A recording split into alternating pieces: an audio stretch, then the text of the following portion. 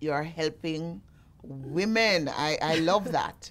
You're helping so many women to better themselves. And we're not just helping women, we're also helping the youth. Right. And we're helping those organizations who are trying to change people's lives. That's the whole purpose. And I think it's really important for people to understand what a social enterprise is. Right. Social is about changing and improving people's lives, and enterprise is a commercial business. So for example, one of the organizations that help youth. Right. Which one is that? So we have Multicare Foundation, which is based downtown Kingston. And they bring the arts, sports, and so they bring the arts, visual performing and sports to inner city schools. And what do you do specifically with them? How do you help them? Okay, how it works is they currently rely on funding, and the funding is diminishing. So if they have no funds to put on the programs, there are no programs for the schools. I see. So we're saying to them that you have to look at an alternative way of generating income. And one such way is through an enterprise. Right. Now, they're going to turn around and say, well, that's really nice. We know how to run our programs. We know nothing about business. So we're really helping them to develop enterprises. So, for example, they have access to Breezy Castle downtown, which is the only green space downtown. And it's an asset. And at the moment, they have a few sports days there. But we're saying to them, hold on a minute. You're in the center of downtown.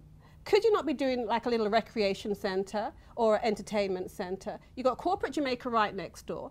You have people who want to walk, you know, similar to an Emancipation Park. Couldn't you create this location where people want to go to, like a Breezy Park? You can still have your sports days. You can have your corporate Jamaica, have netball teams and football teams looking for somewhere to train. So how far advanced is that project now? We are now looking at implementing their business plans. Their business plans have now been written, and we're now inviting them to a workshop, and we're actually looking at the implementation of their plans. So all of the groups that we work with, 10 groups, we develop plans with them, not for them.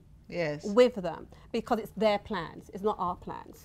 No, do you have like a success story, one project that's been finished that you worked with and you have weaned them and they're now on their own and they're an enterprise that's generating funds or serving society? No, not yet, because they're all at development stage. And we're saying that by the end of this, by next year, July, we will have at least 4 of them who will be making profits. Yes. And the others, because let me give you an example. The Ulster Spring Women's Group, they've never run a business before. Right.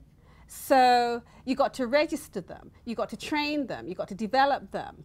Even before, I mean, even when you look at their recipes, I mean, their formulas have to be developed, because at the minute the ladies are all working together in their kitchens and guessing how much sugar and how much flour. But so you're giving them technical expertise as well? Yes. And that's why I notice you do have workshops. And these are focused on these social enterprises. And it's really saying to them, how do we turn your business plans into action?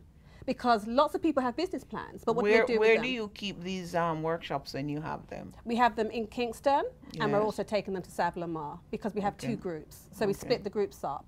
And then the other thing is, what's really important, it's not one representative comes from each business. We have 3 representatives come. So we're training 3 representatives, because we have to think about succession planning. If one person was to leave, you don't want them to leave with all the ideas. So we ensure that we train at least 3 people from each organization. So does USAID provide you with some technical expertise as well? Do they monitor how the funds are being spent and all of that? Yes, they do. I mean, every month you have to produce liquidation reports. Right. You have to do quarterly reports. Yes. They are very involved in the project. They come to the events. So yeah, there's a lot of monitoring and evaluation of the program and of the organizations that we're working with.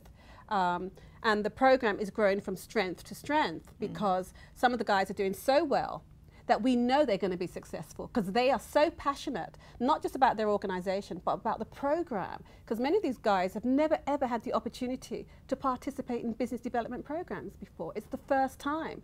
When you meet Superior Crafts and More, and their team, and these are the visually impaired and blind group, who insist that they go to the planning sessions. Okay, so can you be reached? Can somebody reach out to you for help?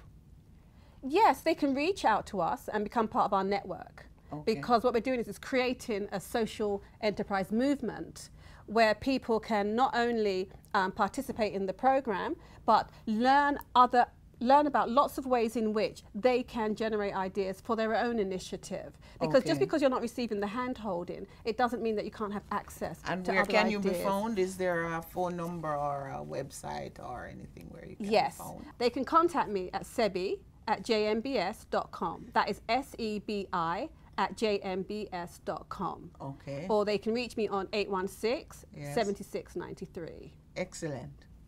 Thank you so much. Thank There's you. a lot to learn about the work of the Social Enterprise Boost Initiative, and I'm sure that our viewers and Gleaner readers will be learning a lot more about you Thank in the you. weeks to come. Thank you. Thanks for being here. Thanks a lot.